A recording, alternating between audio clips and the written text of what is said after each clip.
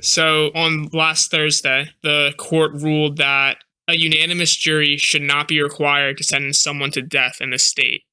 So the thing that makes this court case significant is, well, obviously the death penalty is becoming less and less popular among states. Popular, yeah. Yeah, it's not commonly used. Yeah, of course.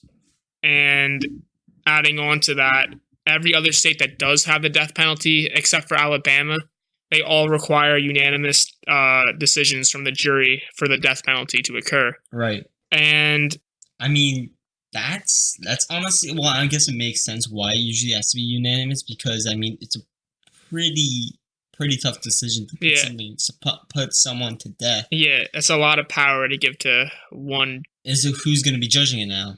Is it saying a jury, right? So normally it's going to be what is there, 12?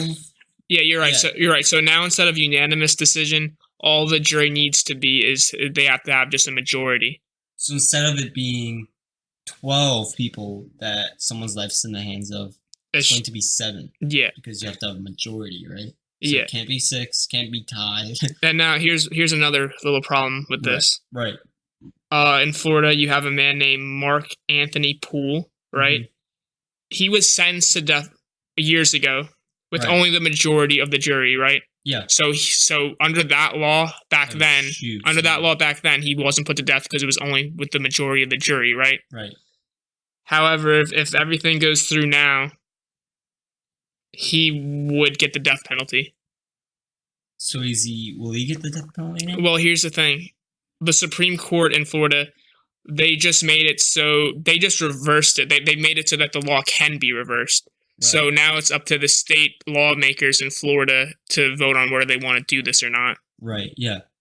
And I mean, usually what I've been learning from legal studies too is that if something's going to become a law, like if the state Supreme Court says something, usually all the municipalities, all the other courts underneath it follow suit. That's one thing I learned a lot in legal studies. What I'm learning about in legal studies is that, Supreme Court, whatever they say, kind of stands. So I'll make this as clear as possible. Just to get the death penalty in Florida, you no longer need unanimous agreement from the jury. You only need a majority opinion of that from them. How do we feel about that?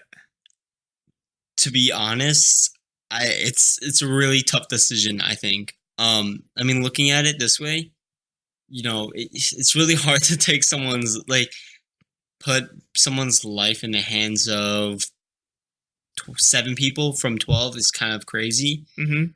I disagree with it, to be honest. I think it should be unanimous decision still.